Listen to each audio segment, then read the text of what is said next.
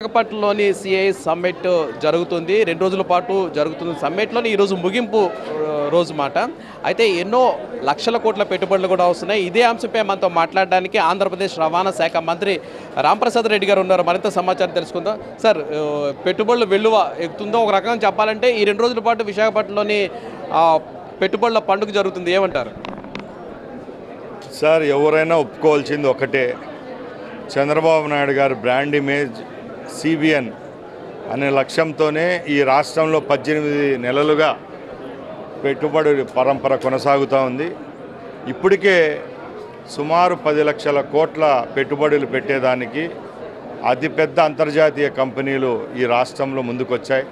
దానిలో భాగంగానే ఈరోజు ఎక్కడైతే ఉన్నామో వైజాగ్లో గూగుల్ డేటా సెంటర్ అనుకోండి, ప్రకాశం జిల్లాలో హెచ్పిసిఎల్ రావడం, రిలయన్స్ వాళ్ళు వాళ్ళ యొక్క కోలా ప్రోడక్ట్స్తో ఇండియాలో పెట్టడం, గ్రీన్ ఎనర్జీ, గ్రీన్ హైడ్రోజన్, ఇలాగ అన్ని రంగాల్లో పెట్టుబడి పెట్టడం జరుగుతూ ఉంది. ఇదే కాలంలో ఇదే టైంలో ఈ సిఐఏ సదస్సు 7వసారి రాష్ట్రానికి తీసుకొని రావడం మా ముఖ్యమంత్రి గారి యొక్క అద్భుత విజయం. ఈ సదస్సుకు విచ్చేసిన ఎందరో మహోన్నతమైన పారిశ్రామికవేత్తలు, భారతదేశ అంతర్జాతీయ దిగ్గజాలు ఒకటే చెప్తున్నారు, మాకు చంద్రబాబు నాయుడు గారి మీద నమ్మకం ఉంది. ఆ రోజు ఉమ్మడి రాష్ట్రంలో ఏ విధంగా అయితే ఈ రాష్ట్రాన్ని అభివృద్ధి పదంలో నడిపించేదానికి సింగిల్ విండో సిస్టమ్ ద్వారా ఎవరైతే పారిశ్రామికవేత్తలను ఈ రాష్ట్రంలో తీసుకొచ్చారో, ఇప్పుడు కూడా దానికి రెట్టింపు ఉత్సాహంతో పెట్టుబడులు పెట్టేదానికి రాష్ట్రంలో ఇస్తున్నారు.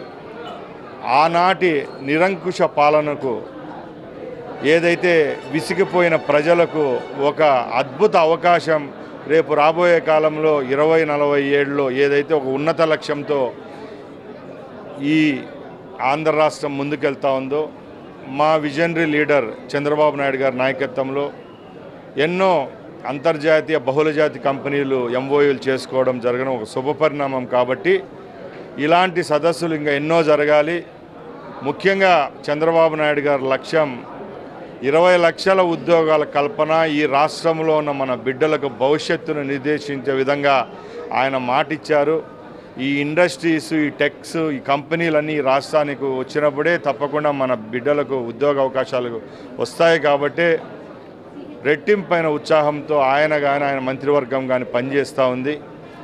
అలాగే మా యువ నాయకులు లోకేష్ గారి సారథ్యంలో ఇప్పటికే రాష్ట్రంలో ఎన్నో అంతర్జాతీయ బహుళజాతి ఐటీ కంపెనీలు కూడా ఇక్కడికి రావడం జరిగింది. ముఖ్యంగా వైజాగ్ సిటీ అనేది మరో బాంబే లాగా ఎకనామిక్ క్యాపిటల్ ఆఫ్ ఆంధ్రప్రదేశ్గా ముందుకు తీసుకొని పోయేదానికి మా ప్రభుత్వం, మా ముఖ్యమంత్రి గారు పనిచేస్తున్నారు. కాబట్టి ఇది ఒక అద్భుత విజయంగా మేము చెప్పుకుంటాం. సార్, ఇంకొక విషయం అంటే చంద్రబాబు నాయుడు గారు, లోకేష్ గారు కృషి కారణంగా ఎన్నో పరిశ్రమలు ఆంధ్రప్రదేశ్కి, విశాఖపట్నంకి వస్తున్నాయి. గూగుల్ డేటా సెంటర్ మీ కృషి వలన వస్తే అది మా క్రెడిట్ అని వైసీపీ నేతలు చెప్పుకోవడం ఎలా చూస్తారు? సార్, మొట్టమొదటిగా ఒకటి డిబేట్ చేస్తాం మేము. జగన్మోహన్ రెడ్డి గారికి, చంద్రబాబు నాయుడు గారికి నక్కకు నాగలోకానికి ఉన్నంత తేడా ఉందండి. ఎందుకంటే జగన్మోహన్ రెడ్డి ఆయన రిచ్ కిడ్, వాళ్ళ తండ్రి గారి పరంపరతో ఆయన ముఖ్యమంత్రి అయిన వ్యక్తి. చంద్రబాబు నాయుడు గారు 4వ పర్యాయం ముఖ్యమంత్రి కావడం జరిగింది. భారతదేశమే కాదు, అంతర్జాతీయంగా చంద్రబాబు నాయుడు గారి కీర్తి అందరికీ తెలిసిందే. ఈరోజు ఈ రాష్ట్రంలో పెట్టుబడుల వెలువ వస్తూ ఉంది. మీ దెబ్బకు వచ్చిన కంపెనీలే పొరుగు రాష్ట్రాలు తమిళనాడుకు, కర్ణాటకకు, తెలంగాణకు తరలిపోయాయి. ఇప్పుడైనా సిగ్గు తెచ్చుకొని మీరు ప్రతిపక్ష పాత్ర వహిస్తారనుకుంటే అది కూడా లేకుండా 11 సీట్లకే పరిమితమైన మీరు ఇలాంటి మాటలు మాట్లాడడంలో చాలా హాస్యాస్పదం. ఈరోజు గూగుల్ డేటా సెంటరే కాదు, భారతదేశంలో ఉన్న 29 రాష్ట్రాల్లో ఎక్కడ స్వర్గధామం, ఎక్కడ పెట్టుబడులకు సింగిల్ విండో విధానంలో గౌరవిస్తూ పెట్టుబడిదారులకు వాళ్ళ యొక్క ఇంటెన్షన్ ప్రొటెక్ట్ చేసే ప్రభుత్వం కేవలం ఆంధ్ర రాష్ట్ర ప్రభుత్వం. అది కేవలం చంద్రబాబు నాయుడు గారు అనే లక్ష్యంతోనే ఈ పెట్టుబడుల పరంపర వస్తుందే తప్పక గతంలో జగన్మోహన్ రెడ్డి గారు మంచి చేసింటే ఈ గతి వాళ్ళకి పట్టేది కాదు.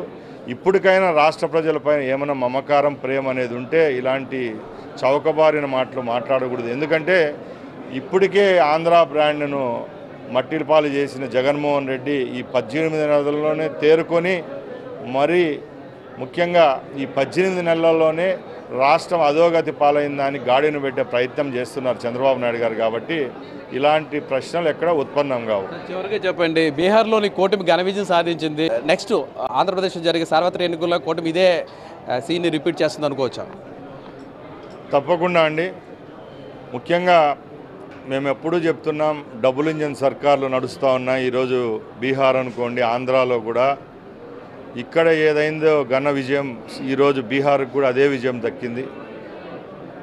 గ్లోబల్గా భారతదేశ ఇమేజ్ను పెంచిన నరేంద్ర మోడీ గారు, రాష్ట్రాలలో సమర్థమైన పరిపాలన ఇస్తున్న చంద్రబాబు నాయుడు గారు, నితీష్ కుమార్ గారు, ఇలాంటి వారికి పట్టం కట్టే పరిస్థితి ఈరోజు రాష్ట్రంలో ఉంది.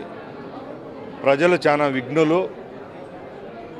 గత 18 నెలల ముందు జరిగిన ఆంధ్ర ఎలక్షన్లు అయితేనేం, ఈరోజు జరిగిన బీహార్ ఎలక్షన్లలో అయితేనేం, ఈ యొక్క విజయ పరంపర ఎందుకుందంటే సమర్థమైన నాయకత్వానికి పట్టం కట్టే పరిస్థితిలో ఈ భారతదేశ ప్రజలు ఉన్నారు. కాబట్టి రేపు రాబోయే కాలంలో ఏదైతే మన ముఖ్యమంత్రి గారు అలాగే ప్రధానమంత్రి గారు విజన్ ఏదైతే 2047 భారతదేశం స్వాతంత్రం సిద్ధించి 100 సంవత్సరాలకి భారతదేశం యొక్క స్వరూపమే మారాలనే లక్ష్యంతో పనిచేస్తున్నారో, ఇది యొక్క భారతదేశ ప్రజల యొక్క ఆకాంక్ష నెరవేరే టైం అయితే దగ్గరలో ఉంది. Thank you very much sir. ఇది మొత్తం మీద పరిస్థితి. చంద్రబాబు నాయుడు, నారా లోకేష్ కృషి కారణంగానే రాష్ట్రానికి పెట్టుబడులు వస్తున్నాయని మంత్రి